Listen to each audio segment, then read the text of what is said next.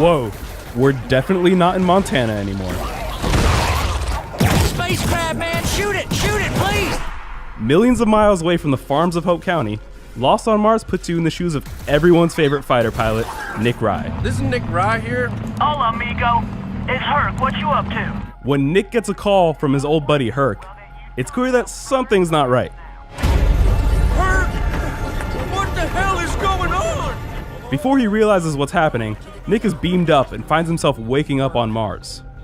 Herc, where are you? Relax, man. Everything's fine. Turns out, Herc's got himself all torn up about something. Literally. Why are you on Mars? To save the Earth, man. His body's been split into 12 different pieces, and it's up to you to do your best impression of all the King's men and put Humpty Herky back together again. Fortunately, you'll be able to take Herc's disembodied head along for the ride in the shell of an old robot. Together, the two form Brobot, who will act as your permanent gun for hire during your time on Mars. Herc's not your only problem on Mars. A race of alien arachnids infest the planet, and they're plotting a takeover of Earth. Luckily, Lost on Mars gives you access to an entirely new armory of alien weapons to keep the arachnids at bay. Trading in conventional ammo for cooldowns, Martian weapons come in all the classic varieties like pistols, rifles, and shotguns, but also include more exotic fare like the Power Glove, which lets you punch arachnid aliens to death, the Morphinator, which turns arachnids into explosive cows, and the Chickenade, which spawns an explosive chicken that attracts nearby enemies. While you can shoot arachnids until the cows come home, or blow up, your only chance of stopping them for good is by restoring the defensive functions of an AI named Anne. Nicholas Rye, you are Earth's last hope. Getting Anne up and running again means you have to collect energy cores and use them to restore power to 19 antennas all around the planet. Accessing these antennas will require you to leap from one floating platform to the next. Luckily, you'll have your gravity belt, a device that acts like a jetpack and lets you climb tall structures and cover giant distances in a single leap. All this added verticality and mobility comes in handy, given that the local Martian fauna wants nothing more than to eat you alive.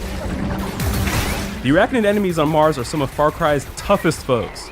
It's a good thing then that the weak spots on their back open them up to fire from above. Use your gravity belt to get yourself airborne, and you can take them out from the sky. You're doing great. Keep it up. Mars is filled with various types of arachnid enemies, including tanky heavies, self-destructing minis, flying arachnids, and deadly queens. Queens offer up some of the most difficult fights, but take them out and you'll be rewarded with some juicy resources. Yeah, nice job, man. 1-2 punch. Old Queen never stood a chance. The Martian landscape is made up of rocky terrain and large swaths of dirt. But be careful where you step. Arachnids are pretty good at burrowing, and if they detect you walking on dirt, they'll pop up right from under you and attempt to eat your face off. While Mars is the epitome of a far cry from Hope County, players will be able to make some psychedelic trips back to Nick's hometown by exploring geysers on the Red Planet. Whoa! Man, this is trippy. Geysers transport you to a twisted version of Montana, allowing Nick to finally get some closure on an old enemy of his, John Seed. Take that, John C. Lost on Mars is available today, and if you already own the Season Pass, you have everything you need to stop the arachnid invasion. For more on Far Cry 5, be sure to subscribe to this channel and check out news.ubisoft.com.